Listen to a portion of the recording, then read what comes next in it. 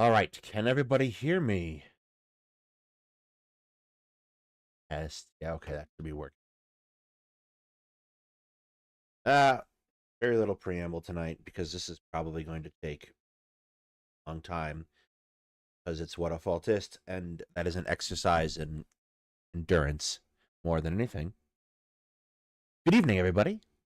We are going to take a look at the anthropology of Karens because I didn't plan anything better. I want to test something, actually. Without further ado, let's go ahead.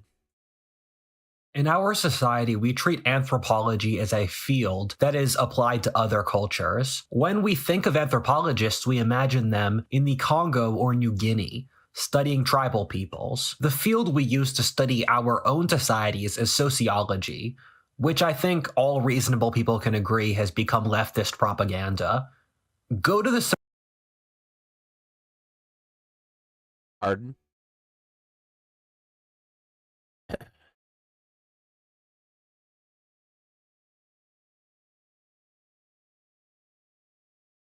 This division right here isn't accurate already. First of all, also the leftist propaganda thing. Let's just walk past that for a second as absurdity. Anthropology is a study of human behavior and associated fields of biology and cultures and linguistics. It's not the studying of other society. Like that's an incredibly relative term to begin with.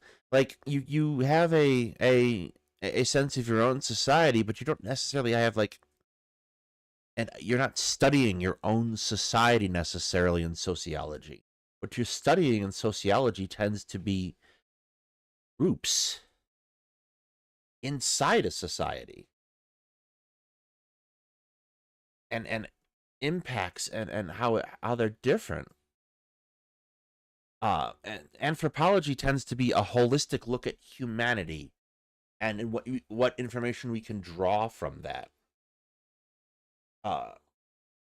Yeah, and sociology is like your how your everyday functioning is affected by your environment and that you live in and you interact in and you work in and you play in with all the other people you live with, your community of itself. So that's almost an immediate issue with our definitions here.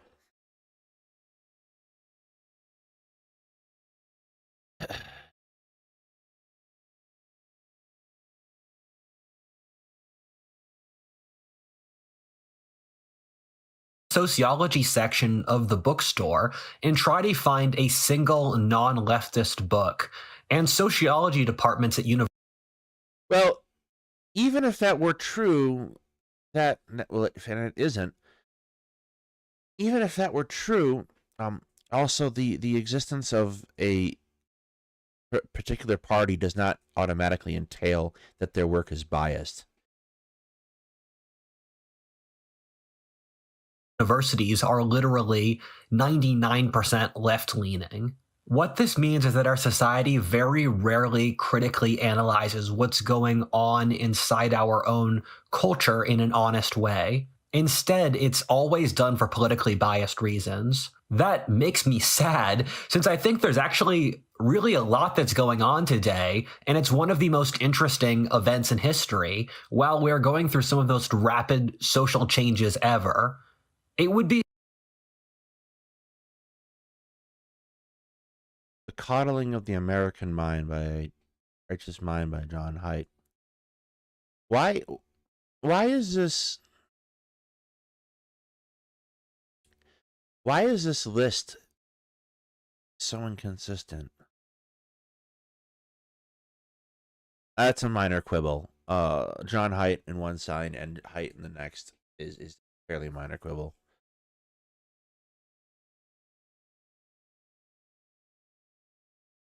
I had not read any of these books. I'll wager.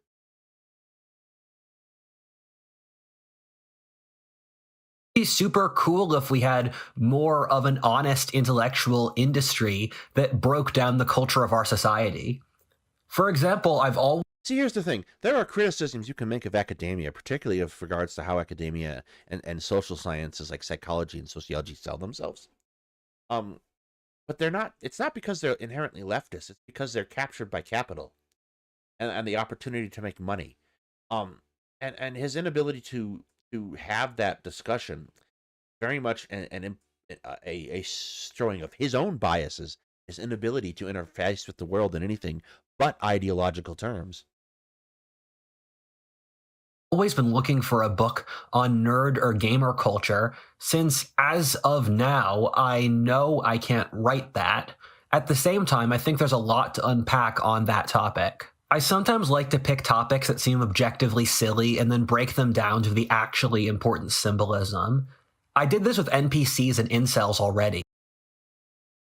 The irony of this little frame and being in a Whatifalthist video where he just repeats tired right-wing talking points all day long is something to behold.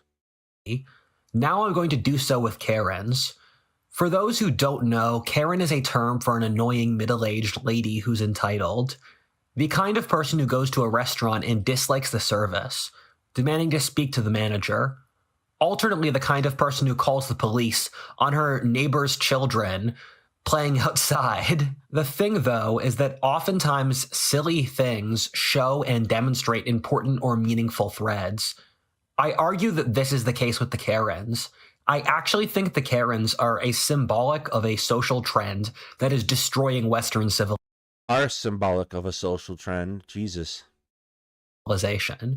That's a pretty reckless claim, but watch the video to see me back it up. No. It's a reckless claim, and it will remain a reckless claim. I'm betting right now.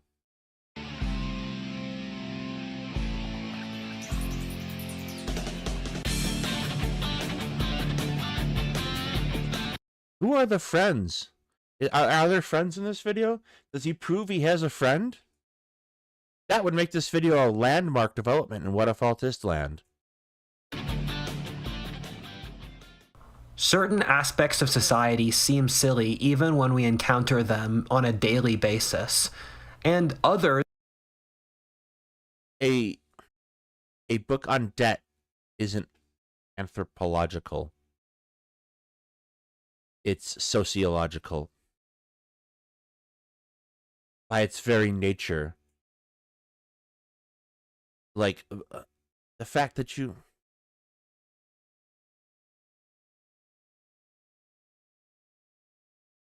Holy fuck.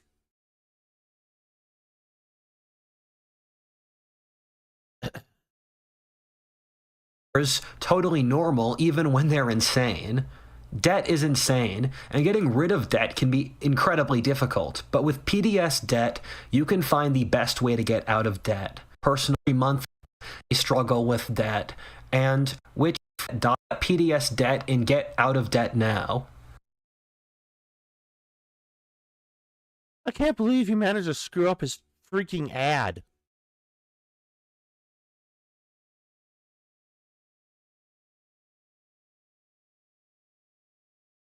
His video, never mind. That's an incredibly minor quibble again. Part 1, Wisdom from the Past. A video I've been thinking about making for a second is how I think that we were on the verge of an intellectual breakthrough that didn't happen. One of the most important themes of my channel is looking to see the patterns in history in order to try to figure out underlying principles under which it operates. Almost all of the important authors of that field wrote around the time of the World Wars a century ago. This includes Amaury de... Hey, Palm Dad. You do understand how scholarship... Actually, you don't understand how scholarship works. You dropped out after one semester college. Scholarship advances. I'm going to bring out this freaking thing. Change over time. It's number 1 on the 5 C's of historical thinking, which is apparently the theme of your channel that you continually fail at. Briancourt, Spengler, Carol Quigley, Will Durant. Anyone who cites Spengler deserves what's coming to them. Arnold Toynbee or William McNeill. The idea of trying to figure out the underlying principles of history was gaining traction as a field around the time of the World Wars. Then in the 1960s, with the social changes associated with that decade, the idea of using history to understand the world became taboo. All of the authors in this field, barring Fabry and I, Most of the authors in that field were found to have been wrong or misled or deliberately misleading by advancing scholarship, not social taboos. who are very recent, are non-Western authors like Azar Gat, Yuval Noah Harari, or Peter Turchin, since in the West we had to throw away the shackles of the past to reach a new utopia. Israelis are not Western now. I wish they get it. They decide where we're sitting on this, because every day I hear how Israel is the bulwark of Western civilization, and then I remember that Whatifalthist is incredibly anti-Semitic. One of the most important points is that from all of those authors a century ago, and keep in mind the sheer neurological power of putting all these thinkers together is something ludicrously advanced. What is neurological power? I'm serious. How do I measure neurological power? Is it Rudyards per second? Is it a measure of something over a distance, over a time? What is neurological power? Is they all agreed that the most dangerous thing in the world was the rise of bureaucracy. Keep in mind, these were people who lived through the world's wars. They all agreed that even more so than those giant wars, the Soviets or the Nazis, that the rise of the bureaucracy was the factor that put Western and global civilization in the most danger. They agreed about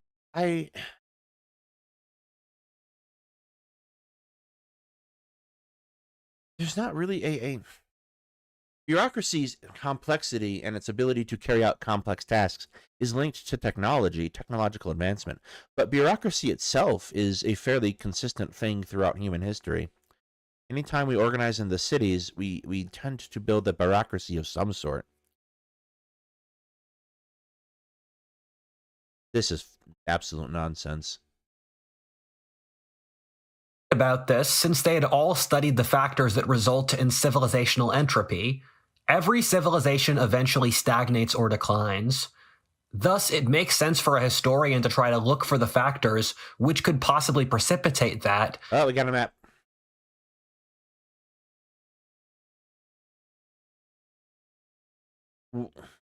What's the black supposed to be?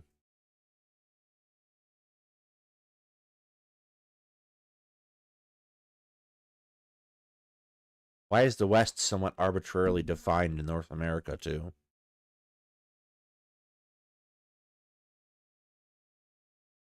Why is Korea Chinese?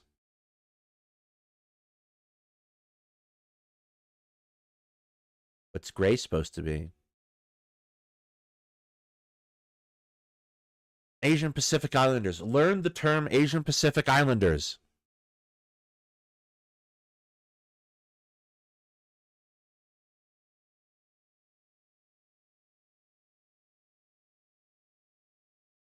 First of all, Asian Pacific Islanders did awesome stuff. So I like they navigated all around the Pacific and the Indian Oceans on like catamarans, like big catamarans. They're cool. Go watch Moana or something. Christ. Since it's effectively a natural law that your society will decline at some point. They all agreed that the bureaucracy, since it Natural law. That's not how you use that term. naturally sucks up resources and has no protective element against it, would just continue to bloat, eventually destroying the entire society and Western civilization. These authors all agreed that the destruction of the bureaucracy in the post-World War II period was the most important thing that the society had to do now. For a frame of reference, these authors got a lot right. Amaury de Riencourt predicted the direction modern feminism took, as well as the trans movement. Carol Quigley predicted the collapse of the Soviet Union, the decline of hippie values with the baby boomer generation, and ironically predicted the rise of a new religion in the 21st century.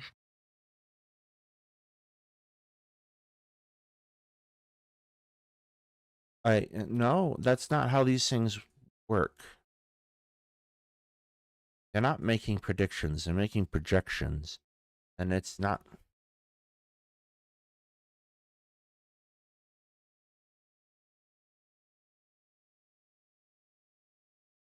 There's always been a nascent sense of LGBTQ. No, go lay down. Go lay down. No. Sorry. There's always been a nascent sense of LGBT. Like, trans people didn't just pop out of the ground one day. They've always had a certain sense of this. Like, or the fall of the Soviet Union is just, you can get there by hope, not necessarily predict. Like, I would be impressed with you if you could predict the nature and manner in which a thing like the Soviet Union collapsed. I wouldn't be impressed with you if you just said, yeah, the Soviet Union's going to collapse one day. Like, no. I could have told you that.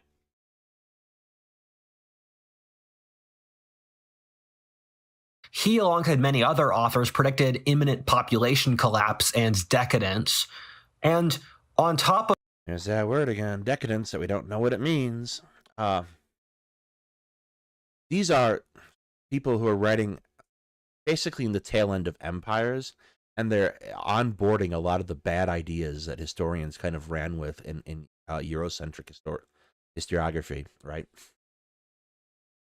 There is no such thing as a civilization being decadent. That's just nonsense. of that, Spengler predicted in the 21st century it would be an era of nihilism with Caesarism developing. Then, on top of What? How do you call something an era of nihilism? Inherently, it cannot be that cannot be a thing.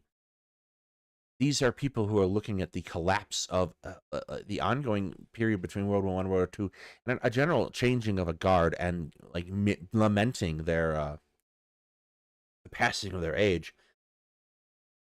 It doesn't make them prescient. It means that they are very much affected by their times, because much like ourselves, historians are not, and their contemporaries are not immune to propaganda and are not immune to the nature of the times. They have to take special care not to be influenced by that unduly, and Spengler most certainly wasn't. Oswald Spengler is absolutely a basically a crank. He's not cited anymore, except to point out how he was wrong, to point out new and more accurate ways of studying history. This is the inherent danger of abandoning the concept of scholarship and believing that there is some point that got it right. Like, Whatifalthist posits this very weird end of history thing, where the end of history occurred roughly right after they dropped the A-bomb. Nothing else good came after that.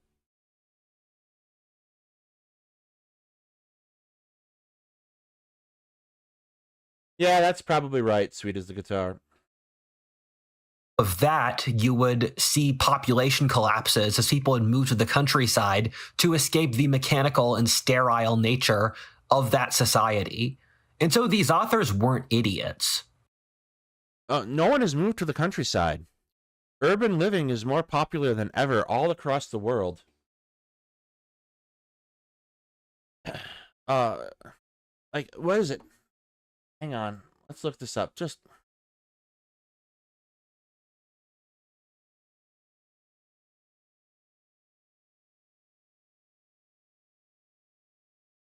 80% of the U.S. population lives in urban areas. That's not just an overwhelming amount. Like, that is the population. No, even suburban. Like, the suburbs aren't the countryside. The suburbs are shitty cities.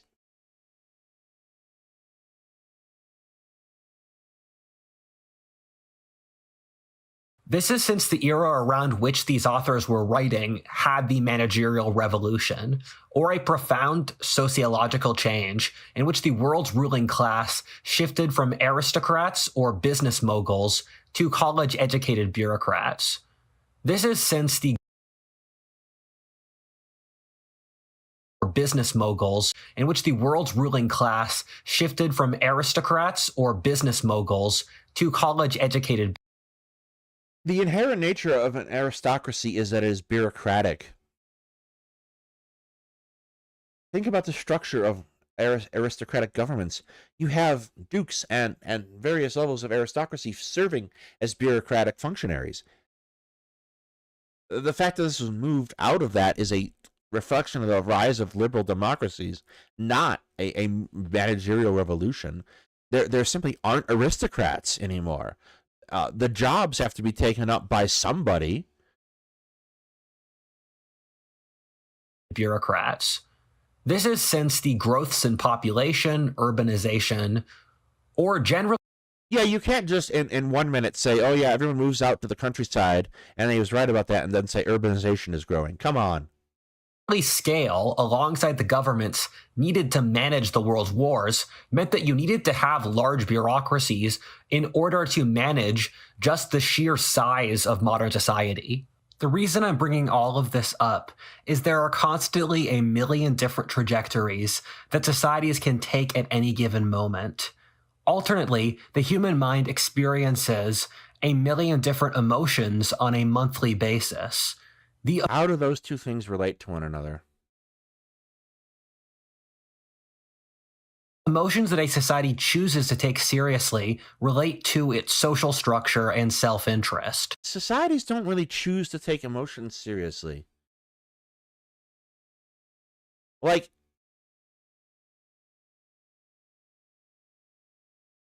individuals feel emotions.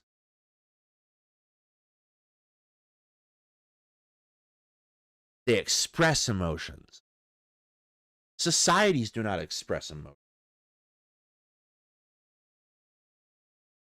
I apologize. I have had a stuffy nose for weeks. These things do not connect together.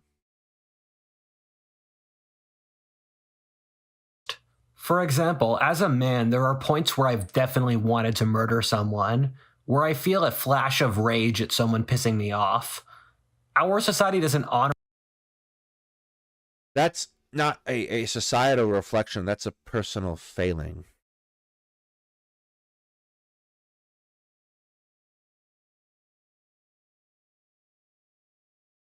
That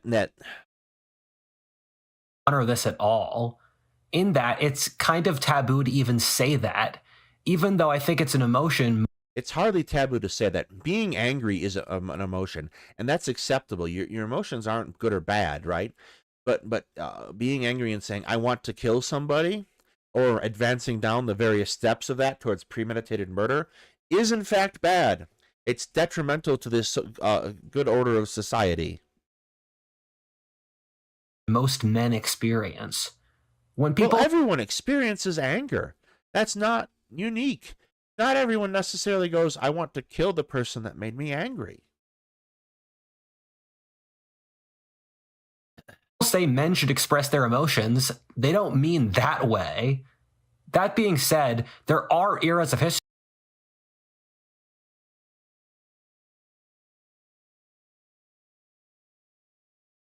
Duels aren't about anger, they're about saving face and honor culture. Like, you might be angry at the person, but you don't get into a duel. Like, a duel is very premeditated. It's not the spontaneous action of honor or of anger, because you have to arrange the duel and arrange witnesses and arrange a second and blah blah blah blah blah. Like, what the hell is this? We need, like, we're gonna do a GoFundMe to get him a psychiatrist.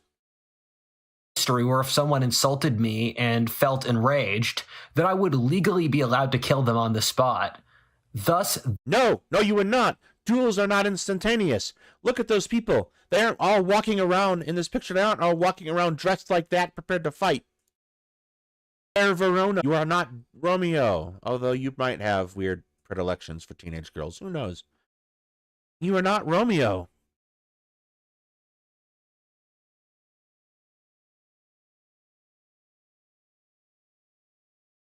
That expression of emotion is valid and socially sanctioned.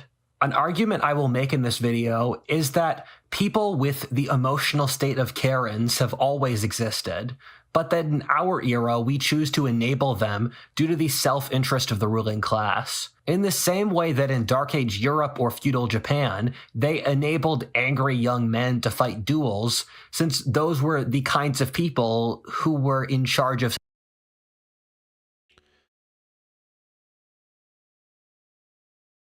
I've already made my point that duels don't work like that. society. When you look at the demands Karens make, it's almost always to a bureaucracy. I like to speak to the manager. That signifies implicitly a managerial structure, and that the guy who runs Okay, that's tautologically true, but not really.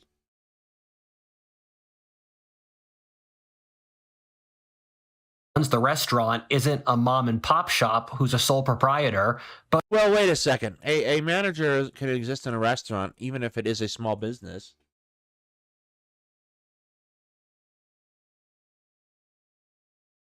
Have you ever worked a day in your life, Rudyard, at all? works for some giant company in which he's a transitory guy. This is a very important distinction.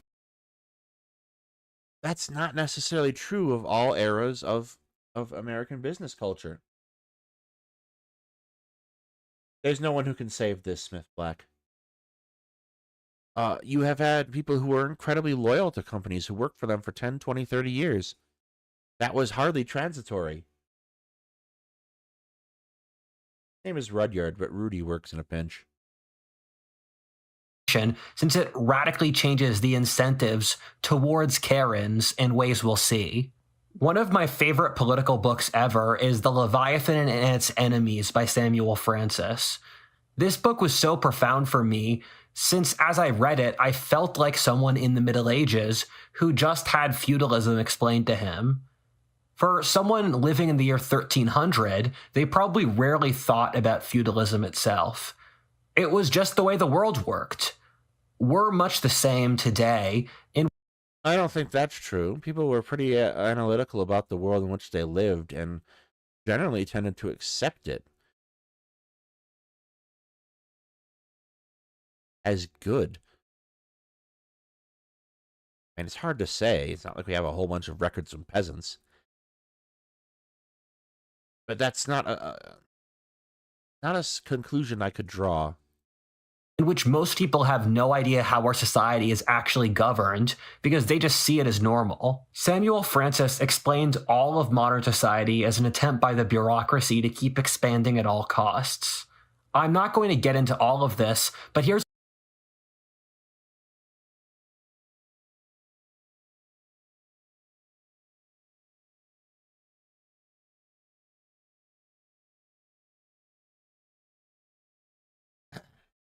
Basically secular priest bureaucrats. What?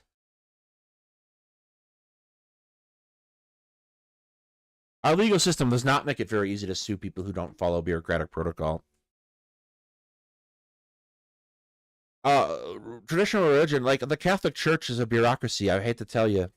Capitalists, bureaucracy. Capitalists created the bureaucracy. If you don't think the police and military have a bureaucracy, you haven't been paying attention. What on? No one wants to replace capitalists with social workers. Everything is done by committee or process. Everything is done by process anywhere. That's how the world works.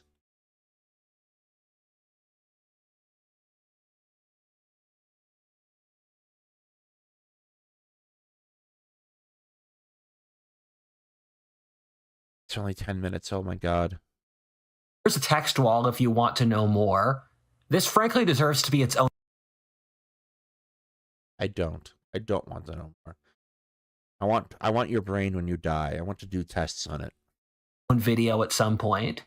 He showed how every facet of society, between media, religion, politics, economy, or anything else you could possibly think of, is tailored towards the goal of the continuous expansion of the bureaucracy. The best strategy the bureaucracy developed for this was to find issues that were impossible to solve and then constantly ask for more funding to fix them, while ideally, to in the process actually make the problem worse. A point Sam Francis makes, which is kind of funny, is that he says the bureaucracy and the managerial class grew resentful of the white working class since their lives actually improved so much they didn't want the bureaucracy anymore. No Irish or Italian American steelworker is going to be complaining about how exploitive Protestant capitalism is anymore. Instead, the They fought actual battles against exploitative capitalism.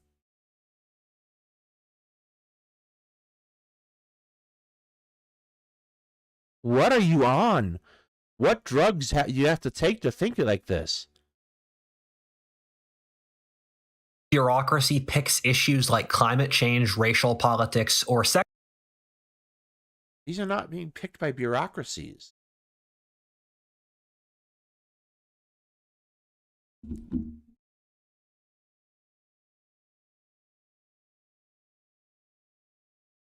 Sexual politics, and then gradually sinks their teeth into them. The progress in these fields is never acknowledged, since that would remove the need for bureaucratic funding. If we None of this is true. Like, bureaucracies function and processes function on some kind of model that shows what progress has been made and how to make changes. That's how they work. You would know that if you had worked a job ever in your life. acknowledged that we have a vast amount of overrepresentation for Black Americans due to affirmative action across media or high-ranking positions, and keep in mind, Black Americans are only 13% of the population, then the people whose job it is to push for it wouldn't be necessary anymore, so they'll never admit that. That's not how diversity and inclusion works. Not going to push for nuclear power since that would actually be a solution to climate change. Rather, we'll push for expensive green tech that won't work. We push for that in the wake of nuclear disasters, and I disagree that abandoning nuclear power is a good plan. But like, it's not because a bureaucracy doesn't want to build nuke plants. The bureaucracy of electric companies would absolutely love to build fucking nuke plants. They'd build nuke plants everywhere they could. And they'd be good union jobs where you'd make a lot of money. There's no political will for it, and it's not because the bureaucracy doesn't want to do it. The bureaucracy very much wants to do it. We can't acknowledge that young women make more money than young men, or twice as many young women go to college than men, since that would, again, solve the issue. Of what?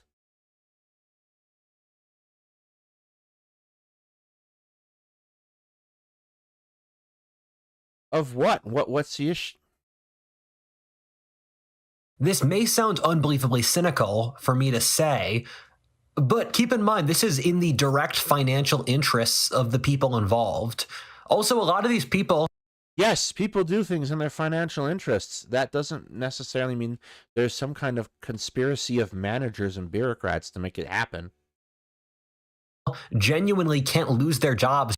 Is this just a very long anti-Semitic rant?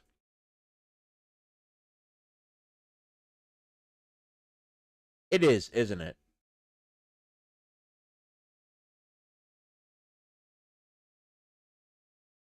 It is, isn't it?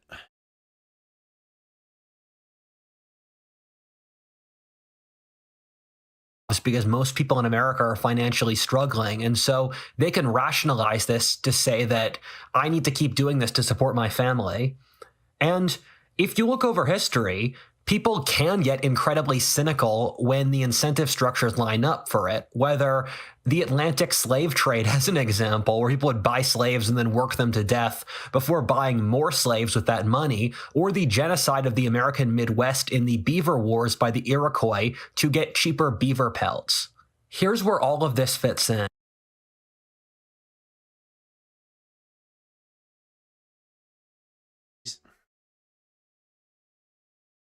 That's. Did you just attempt to describe the Caribbean slave trade as a bubble?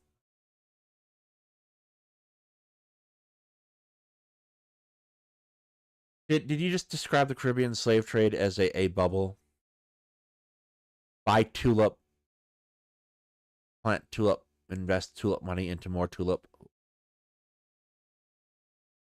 He did.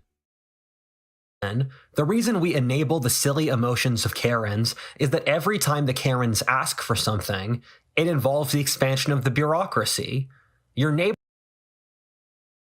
How is the bureaucracy expanded by a woman asking to use a coupon that's 3 weeks expired? Are we going to find out, or are we just going to do this? Neighbor is building a shed that you can only barely see and doesn't affect your life. You complain to the HOA or local government. They get to exert power on your behalf. You don't like the food at a restaurant? You appeal to the manager. He gets to exert authority on your behalf. Someone complains that they don't like a certain racial type of Hollywood characters, then that allows the administrative systems of that film studio to exert more authority. Destiny's afraid of him. You know, in toxic relationships, which is so telling of Destiny's problem. He didn't describe how that relationship works, by the way. I'm not surprised. How people can play into each other's worst aspects in order to derive some sort of benefit. A husband who's in a sexless marriage he hates with a nagging wife stays with her since he wants to maintain the external appearance to his community that he's not an incel. Meanwhile, his wife, who loathes him, stays with him since they bought the house 10 years ago and prices were lower, and it's the best house she can get. Neither party is really doing the right thing, but they derive enough benefit from this crappy relationship to keep playing into each other. This is the toxic relationship between the managerial class. Let's assume that he's not telling on himself somehow here with his own family or something. There's 14 of you. I would like to see at least 10 likes on the stream, please. Let's assume he's not telling on himself.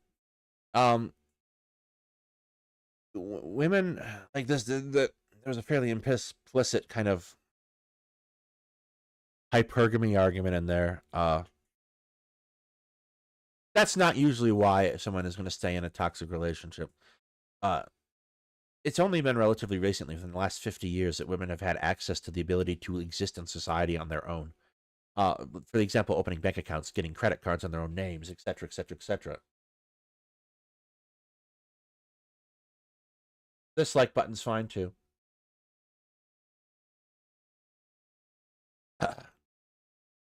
All interaction is good interaction, vodka.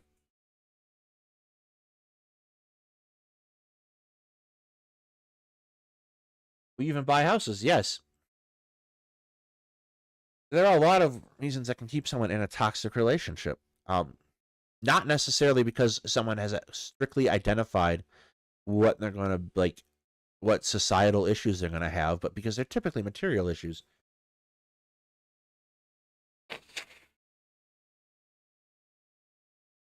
A lot of people stay married because of religious reasons. For example, the Catholic Church strongly discourages divorce and makes it getting an annulment a pain in the ass.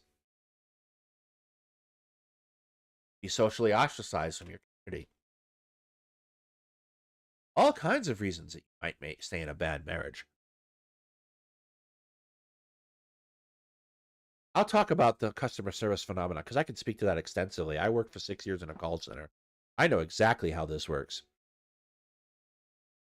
But let's let him go. And Karens to push the other's interests. The thing we'll get to later is that the Karens have such a good relationship with the managerial class, since the Karens are never satisfied. Managers loathe being addressed as when after the fact of, can I speak to the manager?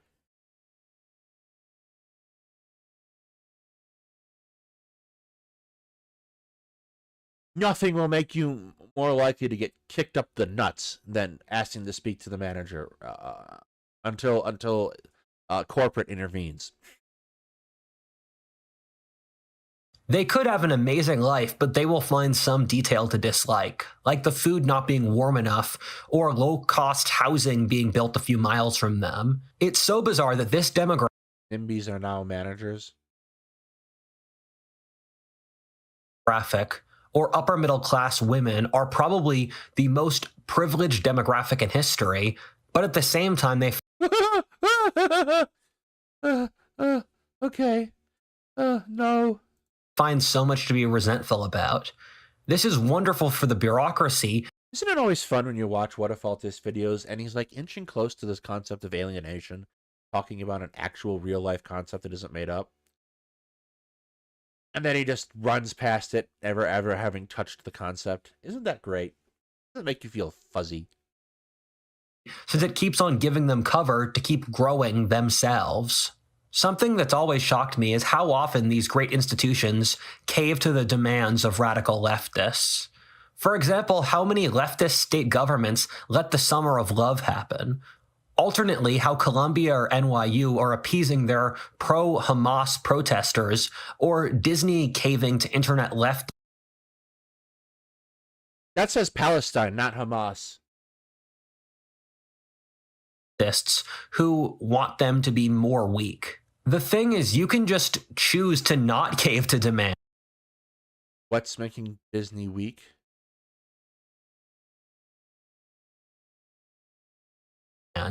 You can just use me as an example. I receive a metric ton of garbage thrown at me on a weekly basis due to being a public figure. That being said, I have no incentive to cave into these criticisms, so I'll happily tell you all to go to hell.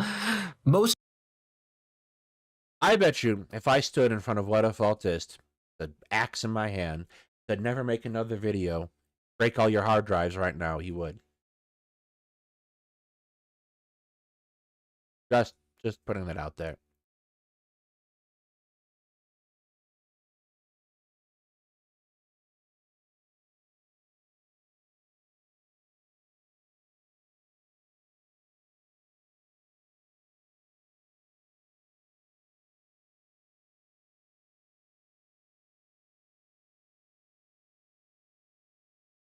What?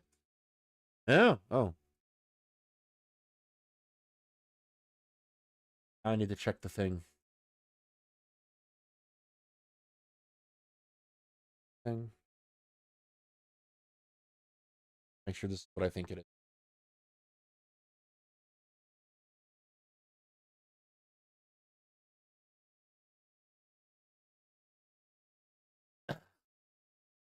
Thank you, Anonymous, for the 333 tip.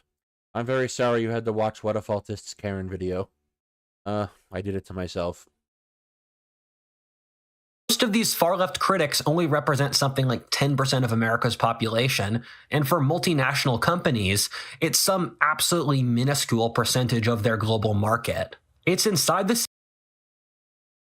So here's why companies will tend to yield to customer complaints. And I'm going to tell you a story from my own job. Something that happened to me.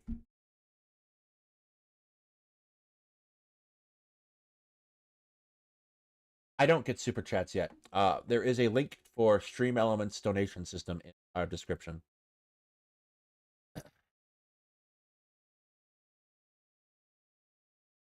Which I believe PayPal converts to American money for me automatically. We'll deal with the pay. We're getting increasingly close to the 500 mark, and we have the watch hours. So at that time, we will put up YouTube memberships and super chats.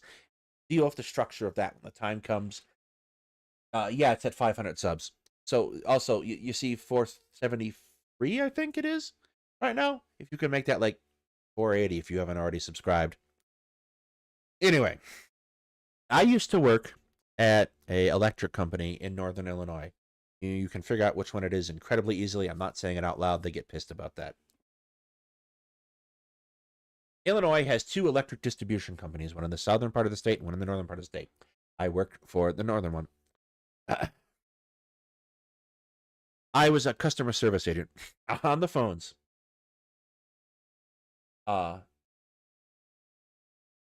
And I did a variety of jobs over my 6 years there. It was a union job. You started out as a temporary employee, and if they chose to pick you up permanently over the summer, you became a permanent employee and a part-time employee. There are 2 separate seniority ladders. So my seniority ladder was high enough for me, my seniority spot was high enough for me as a part-time employee to pretty consistently get my schedule shift of 3:30 to midnight. So I would come in close to the end of business. I would handle for a little bit calls about billing, and then the call center closed, and I would be available for outages all throughout the night till midnight. And there were about 6 of us. One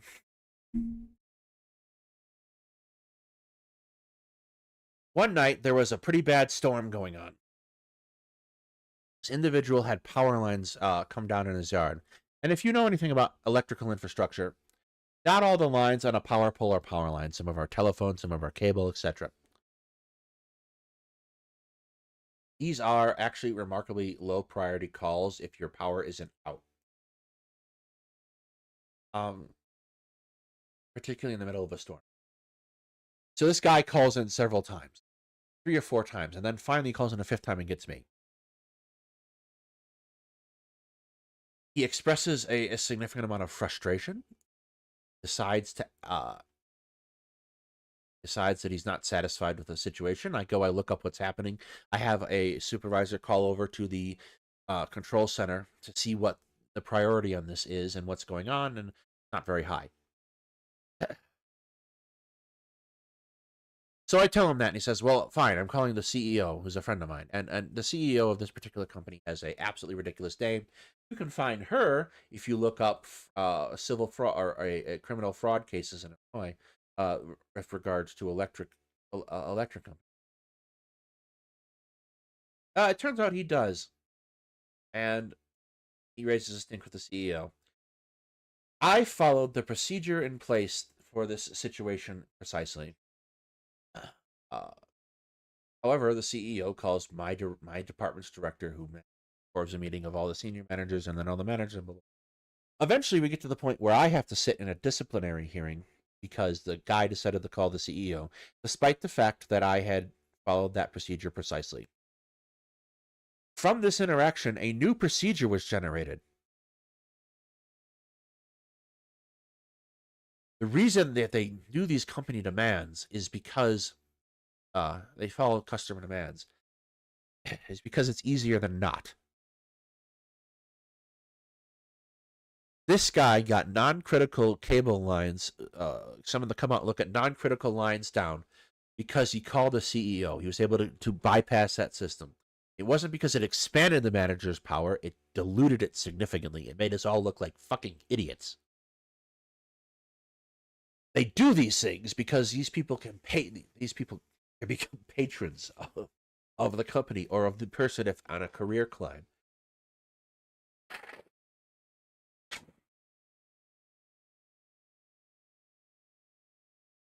None of this benefited the manager in question. None of this benefited me. I avoided discipline by verbally berating furiously the people who were sent to do the hearing on my union representative was almost terrified.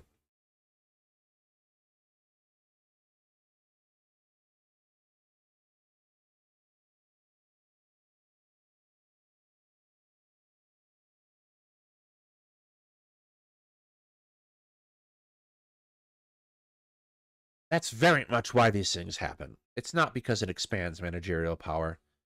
It actually effectively makes things harder to accomplish run a business. Self-interest of the man. And the objective is to try to avoid that if at all possible. So if you can head off as a mid-level manager, if you can head off that problem, that kind of problem I just described, by giving someone a free fucking sandwich, you give them the free fucking sandwich. Managers to cave since they don't own the business. For me in this YouTube channel, I'm generally invested in the quality of the channel since my life depends on the output. That being said, if you're a branch manager at a McDonald's, your only incentive is to not start a fight.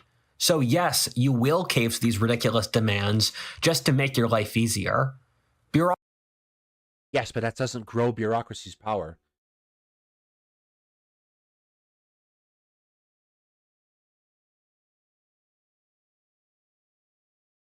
Yeah, I'm pretty comfortable with letting people escalate ridiculous demands. Like, for example, I had another customer who's like, there's a storm brewing. I'd like a truck outside my house just in case my power goes out. My answer was no. Like, an actually ridiculous demand. But, like, I really, like, for example, a guy's like, I'm complaining about my $1.50 late fee. Okay, I'll waive the $1.50 late fee. Fastest part of my day. Doesn't expand my power. It just makes the day easier. And I'm a wage worker at the end of it. Like, of course I'm going to make my day as easy as humanly possible, because work sucks. We have a support group, meets at the bar. Bureaucracies also get involved in cover your ass battles in which no one wants to be held accountable for negative choices. One of those brilliant things I've ever read about politics is from Leviathan and Its Enemies, where Samuel Francis said a very tremendous amount of the left is driven off how the managerial class started to manage the companies that the 19th century bourgeoisie founded, and there's always this undercurrent of resentment for the managers having to manage these companies that they themselves did not create. Yeah, that's some bullshit. And you could view the entirety of the managerial class as just resentment at the bourgeoisie, and even more so the earlier aristocracy, and the desire to destroy them and their world at all costs. The managerial class wants What?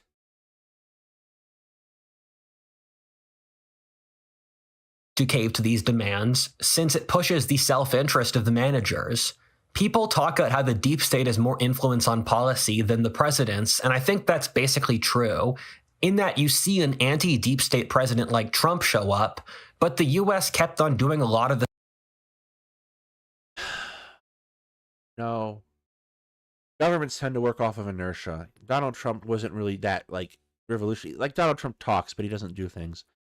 And that's pretty endemic of most presidents. That's like Obama saying, I'm going to close Guantanamo. And then he took office and someone sat him down and explained him why that can't happen. Not the deep state working. It's just understanding the situation better than you understood it on the campaign trail.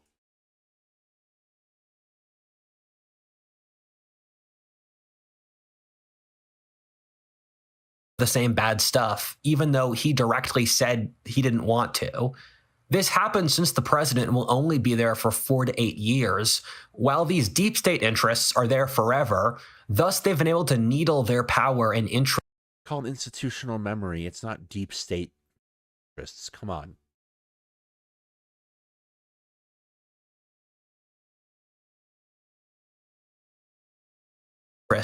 For a very long time. There's a wonderful British show called The Yes Minister about this. The plot follows government bureaucrats who try to stop the elected politician from accomplishing anything. This was a comedy. It was a comedy, not a documentary. For example, Wile E. Coyote and Roadrunner is not a documentary either, you nitwit. Very funny. If you look at Disney, they have stopped making movies that anyone wants to watch. Yeah, tenorification. That's exactly what I'm describing. That's exactly the same problem. And it wasn't a manager that did it. It was an elected official. Given the people who actually make good content tend to be creatives. Creatives are unpredictable and the exact opposite kind of people as the managerial class. They don't want to show up at 9 a.m. in the morning. They often go past deadlines and think procedure is retarded. Thus, the managers hate No, but I can tell you someone who is. them. The creatives come and go, but the managerial class remains. What happens at a company like Disney is that the managers gradually squeeze out the creatives, since the managers don't get replaced and there is no counterforce against managerial bloat. Keep in mind the managers don't really make any money whether or not the company does well or poorly, since they're salaried. This is why we have Terminator 13.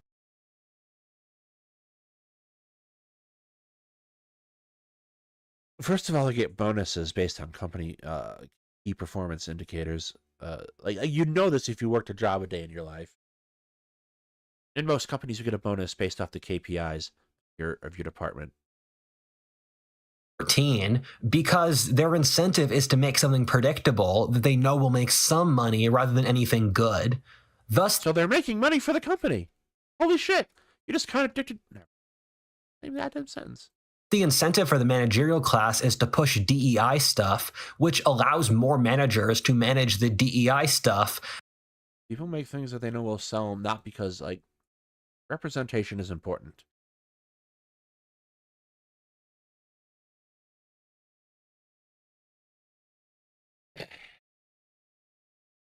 At the expense of actually making good movies, since they have no financial reward for that. Yes, they do. Good movies make money. Oh my god. What the fuck ever. Also, managers have largely never been held responsible for anything serious in their lives. Thus, they have no concept of the sorts of things that result in companies surviving or That for the company, fucking man. doing well. Thus, they will kill the organization without knowing why. This is how so many organizations across the Western world, whether media, education, pop culture, the government bureaucracy. His problem isn't with managers. His problem is with the structure of late capitalism. Like you're describing late capitalism. And so many more have been killed by DEI. Since the managerial class just wants to grow their numbers and they don't care about the survival of the organism. For a brief shameless plug, you guys should check out my second podcast, History 102. No, we shouldn't. The survival of the organization is what creates more managers. None of this makes sense, man. Where I take an hour to explain different historic topics with Eric Torenberg, such as the fall of Rome, modern Chinese history, the World Wars, or the Vikings. If you want to learn history in a fun conversational way, check out History 102. Subscribe to Hit Two Guys Talking History. Part 2, Feminine Dominance. It's ironic. We are the most intelligent age in history in many ways. That doesn't necessarily follow, but I have a feeling I know what's about to happen here.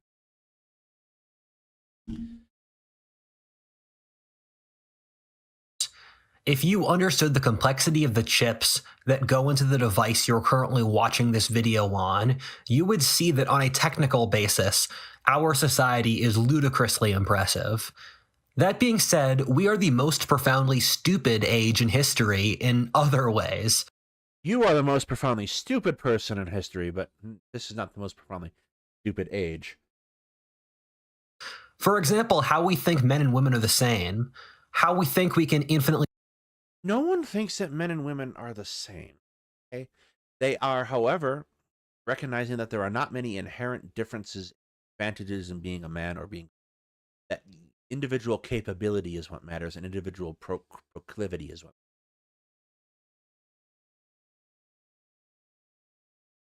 Print money with no consequences. And that's not what happens either. Oh my god, I'm gonna beat him around the head with a gold bullion brick. And especially so, as I alluded to before, how we are so willfully blind to the nature of gender relations. No, I think we're probably more aware of them than at any time in our society's history. Studies, we've found men and women are equally aggressive. It's just that for men, this aggression is externalized into war, and for women, into relationships. We all know from high school, or even dating today, how women will get involved in incredibly petty or cruel drama. So will men.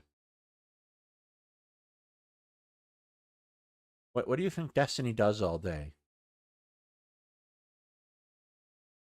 Incidentally, Mean Girls is a wonderful movie. Lots very funny. I don't know about the new one, the musical or anything, but the original Mean Girls is very funny. This is since, on an evolutionary basis, women benefit from doing this and it increases their reproductive success. GSR is a term for female relational warfare, or gossiping, shaming, and rallying. Other aspects of female relational warfare are envy, crabs in the bucket mindset, hyperconsumption, undermining, free riding, magical thinking, mate suppression, giving bad advice, and more. All of the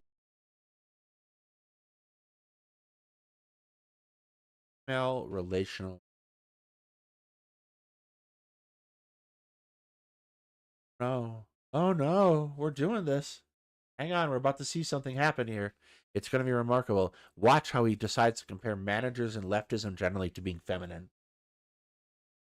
this largely happens covertly in that women will never admit their aggression, but they continue to push these under the surface, normally using various ideologies as rationalizations to provide cover. One of the most important parts of female nature stems from their fundamental insecurity. In the state of nature, Oh no.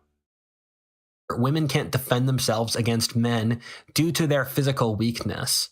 This is all. Oh no. I could find in my phone right now, I can call 3 women that could break Rudy in half. Just like that. And that's off the top of my head. Also combined with all human societies being patriarchies, in which men hold the positions of power. All human societies are not patriarchies. For example, ancient Nubia, not a patriarchy.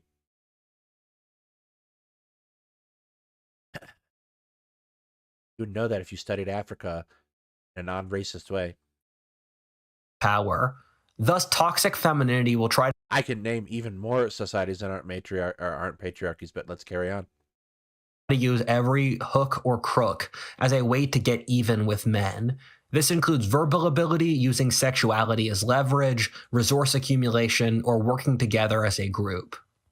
A point I want to make.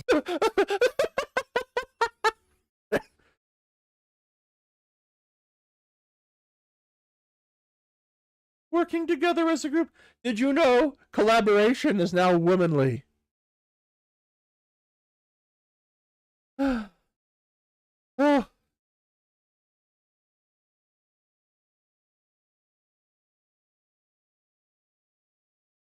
What the fuck is this even about?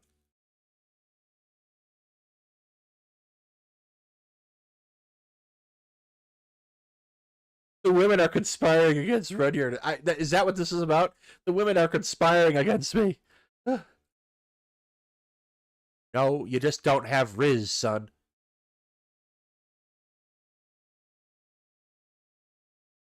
Explicitly clear as a way of getting around Naxalt, or not all X are like that, is that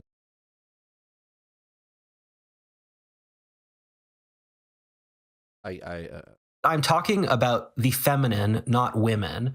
There are certain traits associated with masculinity and femininity. In general, about 15% of men are more feminine and 15% of women are more masculine.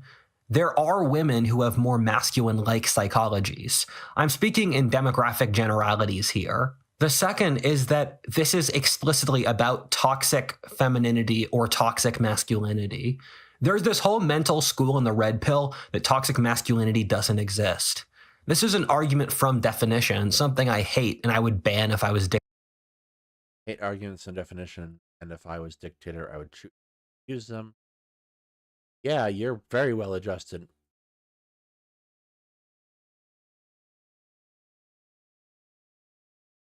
How is that, first example, an argument from definition?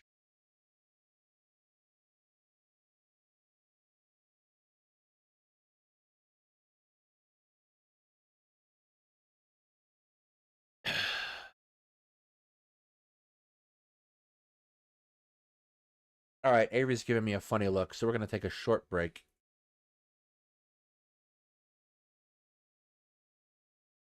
Please enjoy musical interlude.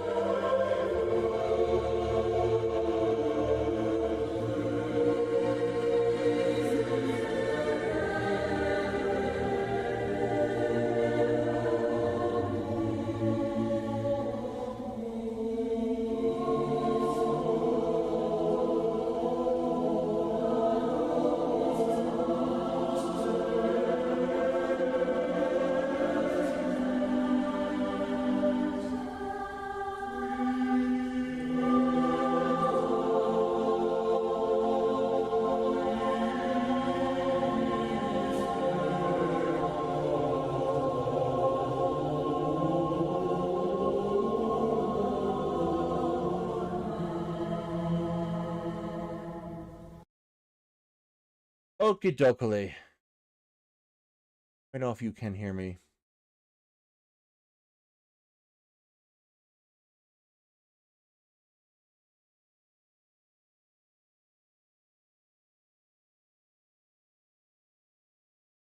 Dictator, there definitely is toxic masculinity, in that men are toxic in ways that women aren't, in that men will burn villages down, rob, or turn women into sex slaves.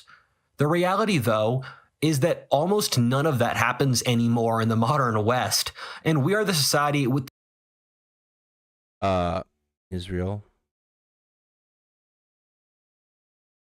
Gaza.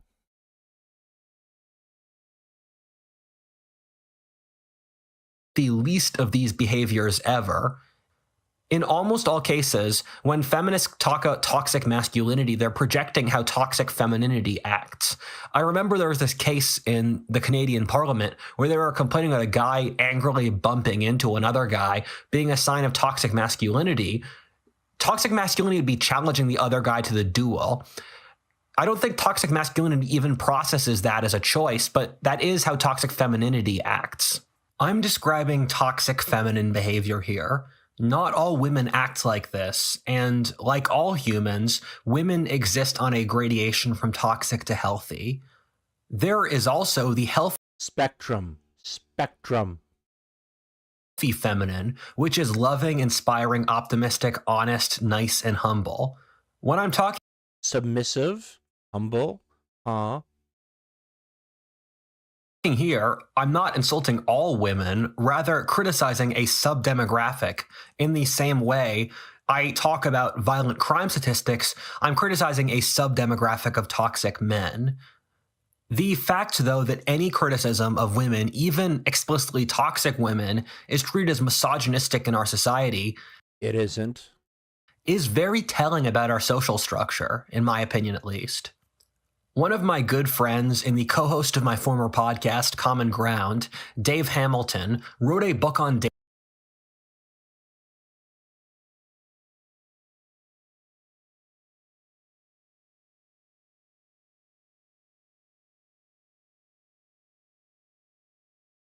This is dangerous. Nice guy's guide to dating.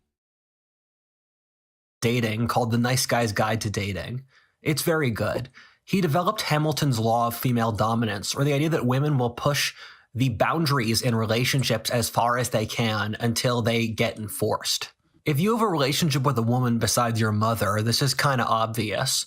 Do you have a relationship with a woman besides your mother?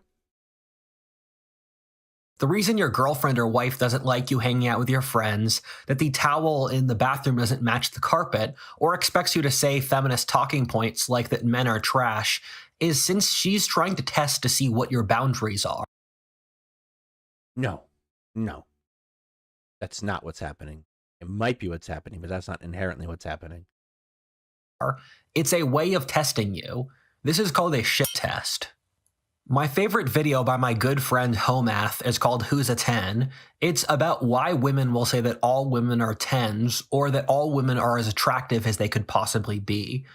The thing is that they know this is stupid, and they know that we know that this is stupid.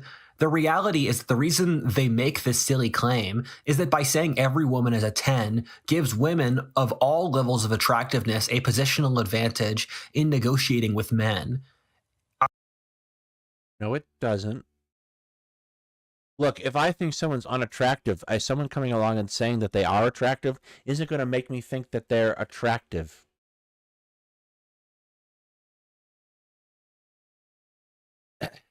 I don't know, Palm Dad. We are so far off the reservation.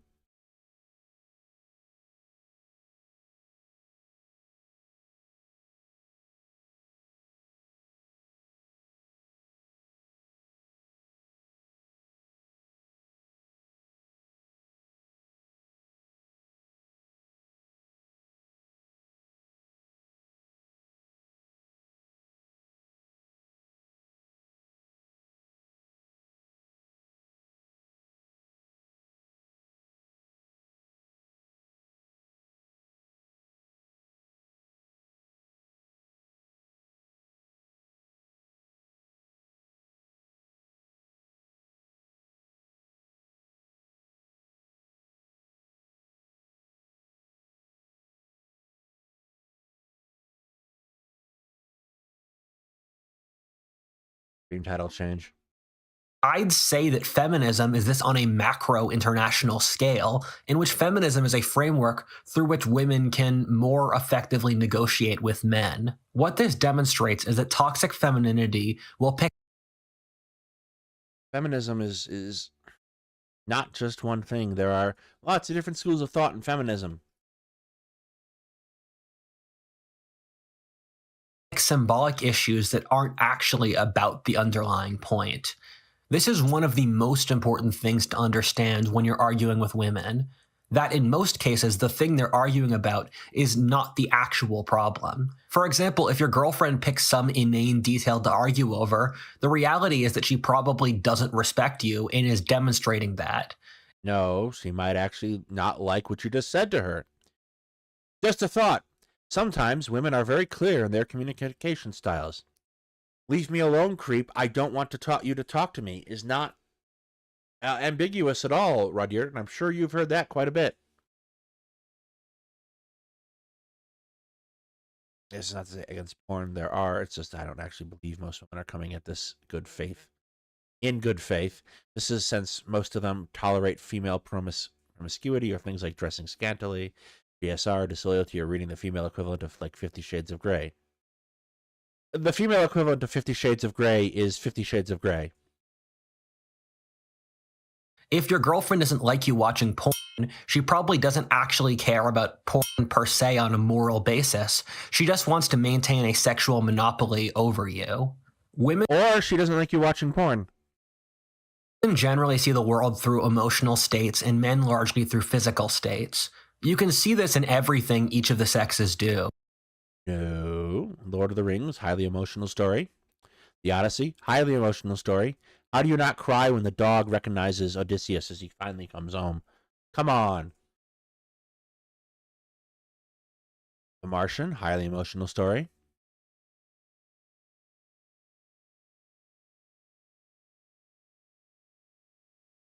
To Kill a Mockingbird.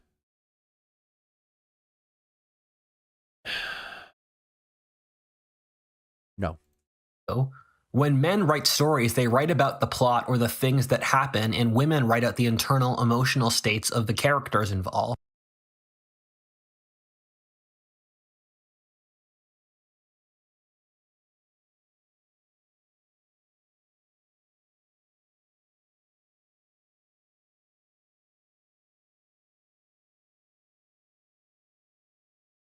I am glad you are here with me. Here at the end of all things, Sam. He's expressing. Wait, what? What? Literally, he's expressing an emotional bond with Sam. Yeah, Saving Private Ryan is a woman's story. When something happens, most women will immediately think about how it makes them feel, and men what physically happened. When women talk about their problems, no, men think about feelings too. They just express them differently and sometimes very poorly. Because there is a social convention where men cannot express emotions and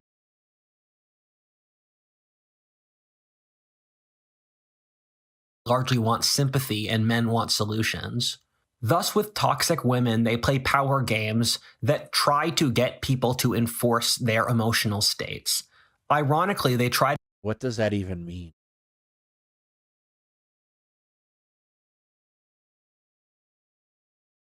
To get people to accept absurdities as a way to demonstrate their power. When a woman expects you to bend reality for her emotions, this is what's happening.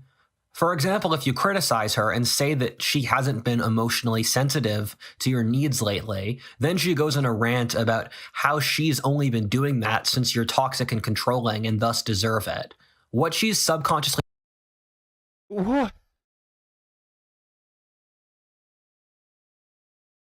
If I didn't think that he wasn't going to die a virgin, I'd think he's telling on himself.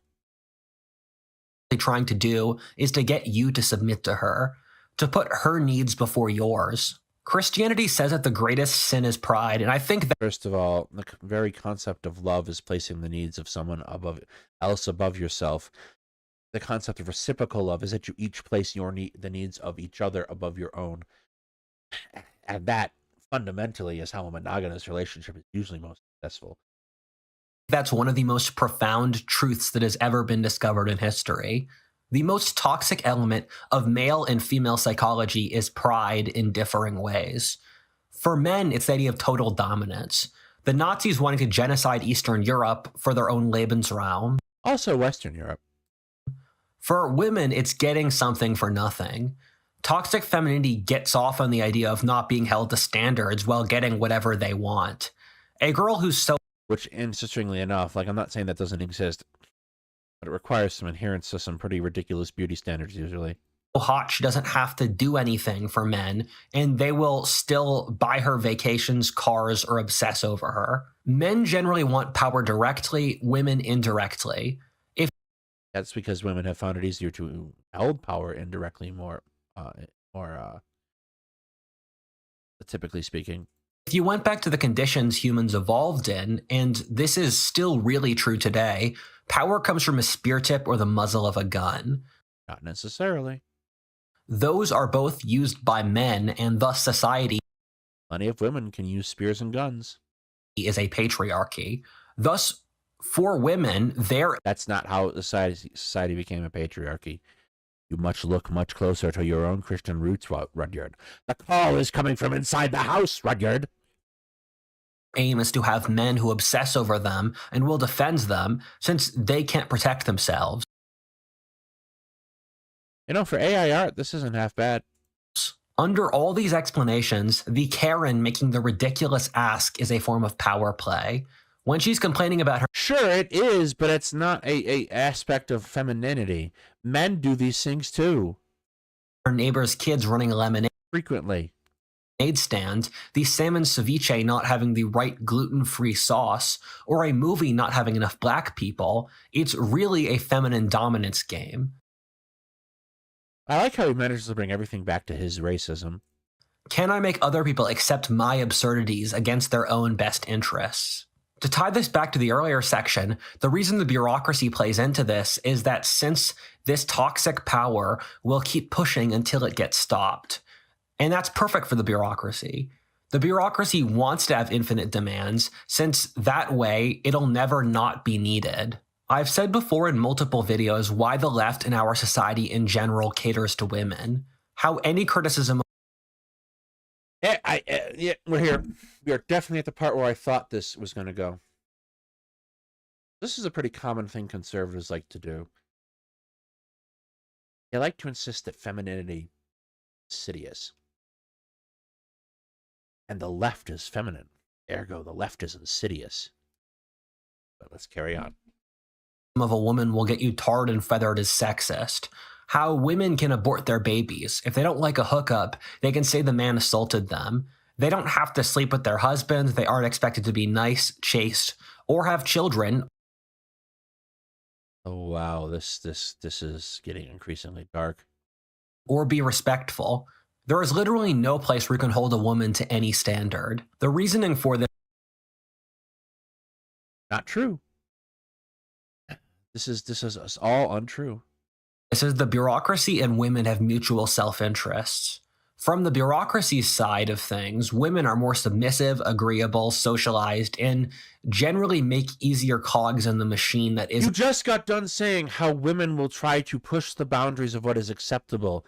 How can they also be agreeable? Industrial civilization. There is no point where you push women too far and they fight back. Meanwhile, for men, Stonewall riots. there is. Secondly, on women's side, the bureaucracy has liberated women from men. They don't need to supply them with resources or to physically protect There it is. We are now really sexist. them. After millennia, women no longer need to please men to survive. The reason our society has vilified Karens is twofold, or why their obnoxiousness has gotten so extreme. How can they be vilified and yet be advancing the interests of this supposedly secret shadowy cabal of managers? That it's become a cultural meme. The irony is that Karens are the only demographic of women who the left is comfortable making fun of. This is probably since Karens are But that you just said that men can't make fun. coded as white and upper or middle class. The first is that when a girl is young and attractive, we just put up with this ridiculousness. If a hot girl acts like a Karen, society respects it a little more, since there's this sense that she's attractive enough that people This is very. are willing to put up with her behavior. Karens, ironically, after growing old,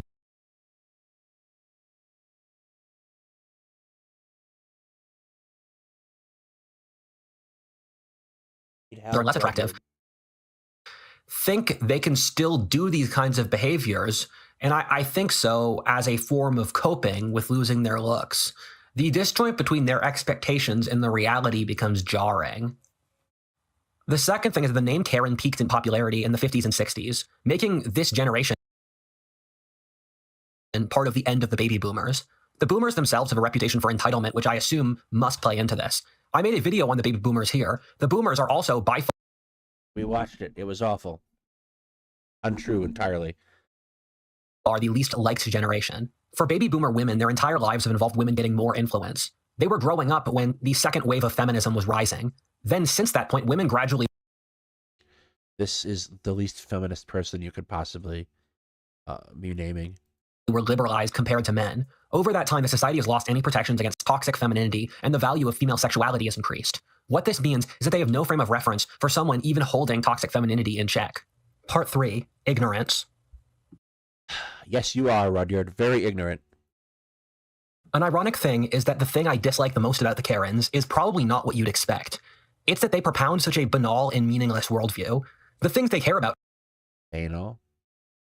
are so stupid and irrelevant. I don't want to live in a world in which we spend our lives worrying about the exact kind of granite your kitchen countertop is. I've nearly died 4 times. Each time I've come back thinking, what do I actually want? That was 4 chances of peace and quiet. Out of life.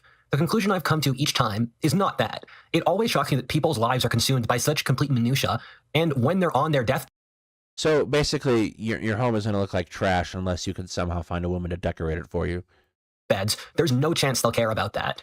The thing is that everyone in our society is expected to play along with this game. I've had to do so my entire life, and I'm just tired of it. In our culture, you have to focus on money. All 22 years of it, you're tired of it. Okay. Sex, the culture war, or materialism. Doing anything else is cringe. Philosophy, history, religion, ethnicity, art, culture, anthropology, and the other profound things that people look back upon. You don't even know what anthropology is. You confused it with sociology at the beginning of the show. You just got both of them completely wrong. Centuries later are all taboo or hopelessly pretentious in our culture. No, they're not. It's just you don't do them properly and people think you're a pretentious twat. Anyone who talks about meaning or deeper questions is mocked by the Karens. This is why we're living in a society that's literally committing suicide, publicly. It's purposely doing degrowth, importing immigrants for the express purpose of replacing the native population. And there we have even more racism. That's not what is happening. Like, who's importing the immigrants? Printing the most money of any era in history, the birth rate is crashing, and nihilism is the state church. However, if you bring the... There is no state church. Like, you have to... All he does is he strings these claims together, and he never actually, like, backs them up with it. He's up, you're hopelessly uncool. You should just shut up, work, and consume product. The people I blame the most for this are the Karens. Look who just discovered late capitalism, but can't call it late capitalism. The reason I say that is that the Karens' goals are petty status competitions and hyperconsumption. Anything that takes away from that goes against their goals. If America was worried about China as a potential geopolitical threat, or if people wanted to build a beautiful cathedral in their town, or even try to build low-cost housing, the Karens would mock that since it would take away from their own personal power. Whenever we try to accomplish things, the Karens try to either... Oh no, I've been mocked by a woman who what? You've got to get yourself together, man. Use social stigma or regulations to stop it. The reason those historians before said the bureaucracy was so worrying was that it None of your videos are actually important. would cut down any growth out of envy. The reason technological innovation, especially in Europe, has crashed since the World Wars is due to regulation. The only fields... No, it's not. Where there really are social mobility for young men are content creating or technology, since they're the only fields that aren't regulated. I see this Technology is actually pretty highly regulated. It's not regulated enough, but it's pretty highly regulated. And if you think it isn't, well, think of how many loops Elon Musk had to go through to put a computer chip in someone's head. All the time with Karens, almost all hating Elon Musk, since he's a great man. No, he's not. He's a very tiny, sad little man. He's an ATM machine with a fucking mouth. Whether or not you like or dislike him, he is doing great things with good motivations. Karens hate Alexander the Great and make fun of Napoleons. They are envious, nihilistic forces upon the world. To be fair, Napoleon is very easy to make fun of from the standpoint of being a woman. He was kind of a nerd. I remember when I hiked the Appalachian Trail at age 18, where I walked 600 miles alone, and there were many middle-aged women from my hometown, or Karens, who were criticizing me for doing so. There was almost no substance to these criticisms, alleging it was weird somehow without actually explaining why it was weird. The irony is that a teenage man— What?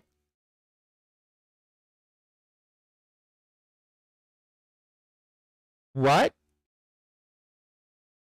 Karens were making fun of you for going hiking? That makes, like, why would they do that? How does that expand? How does that not expand managerial power? I don't understand, Rudyard. Man trying to make himself stronger through going on an adventure like that is a universal positive. No one's getting hurt and he's making himself better, but it does stand against the Longhouse. However, that's the nature of GSR. I was watching a debate between Myron Gaines from Fresh and Fit and Ethan Klein from H3 Productions. Ethan Klein was trying to destroy Myron's reputation by saying it was bad that he was serving underage girls water in the same type of solo cup for which he served older girls liquor with. I had to stop since it was the stupidest thing I'd ever heard. To be honest, I don't really know why 18-year-olds drinking is that bad. I did it when I was 18, as did almost all people in history, including most countries around the world today. That being said, Ethan was just trying to say it's icky, thus to cancel Myron through social shaming. Karens operate off this icky principle, which in reality— Yeah, if a scrawny little moron was telling me he was going to go hike the Appalachian Trail, I would be somewhat concerned that a whole bunch of people who get themselves in a significant amount of danger are going to look for his stupid ass after he got lost. just serves their self-interest. A topic which I could go off on for a very long time, since I'm a Zoomer who saw the effects of this directly, is I think one of the worst things the Karens have done is helicopter parenting, where growing up, and I'm 22, I would see families where parents wouldn't let their kids walk 4 blocks alone to school, even at age 18, or where parents considered moving to the states where their children went to college so that they could follow them to college, and just absolutely insane stuff. And it's the same demographic as Karens, where they're petrified of slight minutia, but the reality is that coddling these kids so much means they're just not functional adults, and it's caused mass anxiety and social issues for Gen Z. I used to live in Mexico for 6 months, and although there are plenty of reasons why I moved back to America, and Mexico is very much not a perfect country, there are a lot of things I really loved about Mexico, and Mexico always has a very warm place in my heart. And the thing I like the most about Mexico is not everyone has a giant stick up their ass there, and so if you go to a third world country like Egypt or Thailand or South Africa, you see that the Karens have really changed the fabric of daily life in a very profound way. It's really remarkable to see how much Karenism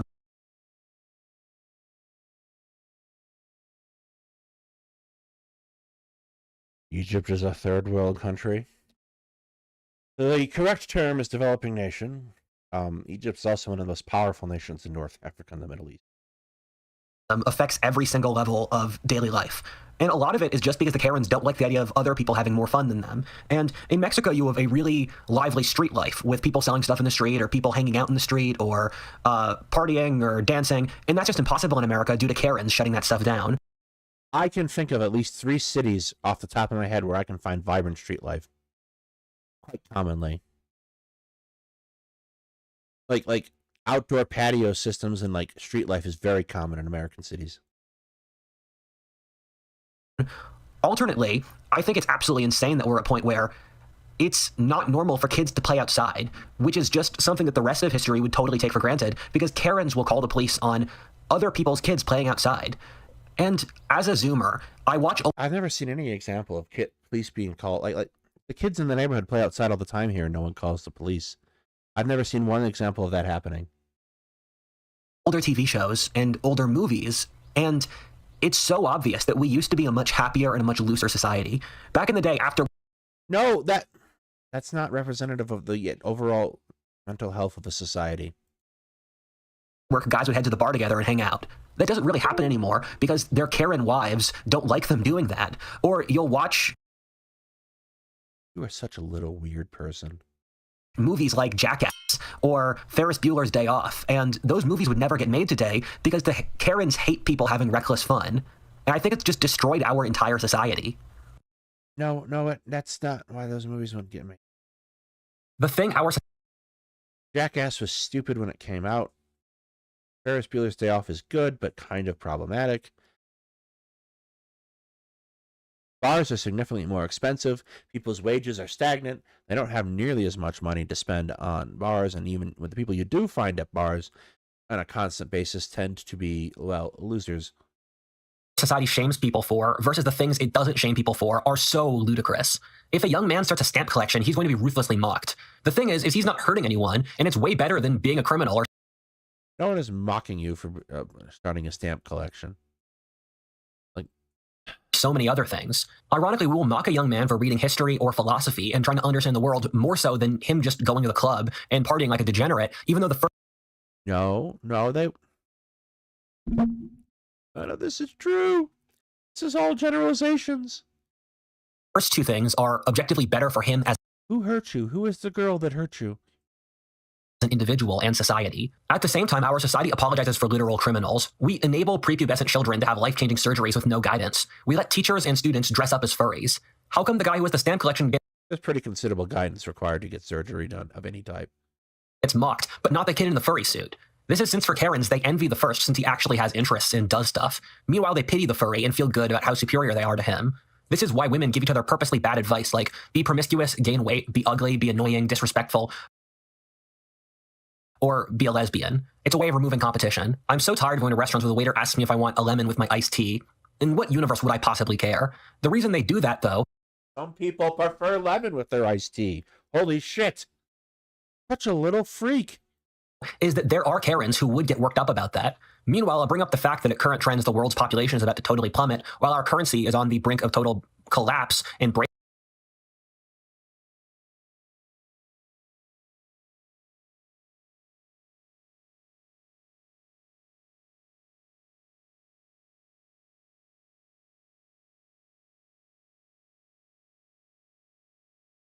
The world's population is going to grow by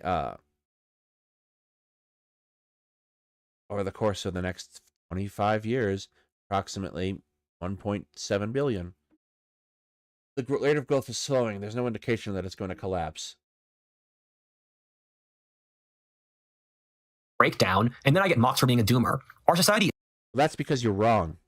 is insane, and that we obsess over And then I like how we finally got to it. I'm being mocked. It's not men are being mocked. I'm being mocked. You're being mocked because you're bad at this. You should delete your channel. useless details while completely ignoring the reality of the universe or the things that really matter. Karens take pride in their ignorance and This is just origin of language. Guys, this is just origin of language. Just Stream of Sunday all that time ago. treat it as a virtue. And that's it. We're done. I'm going to go start working on a couple streams about mandatory Palestine, hopefully to start over the weekend. Kind of talking about the whole concept of why people are full of crap on that. I want to thank everybody for coming out tonight. Have a good night. This was horrible.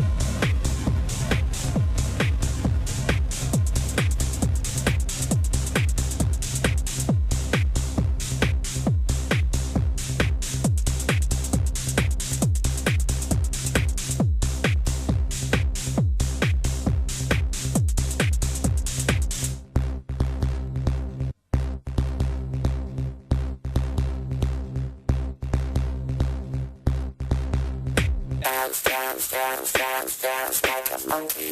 Move, move, move, move, move like a monkey.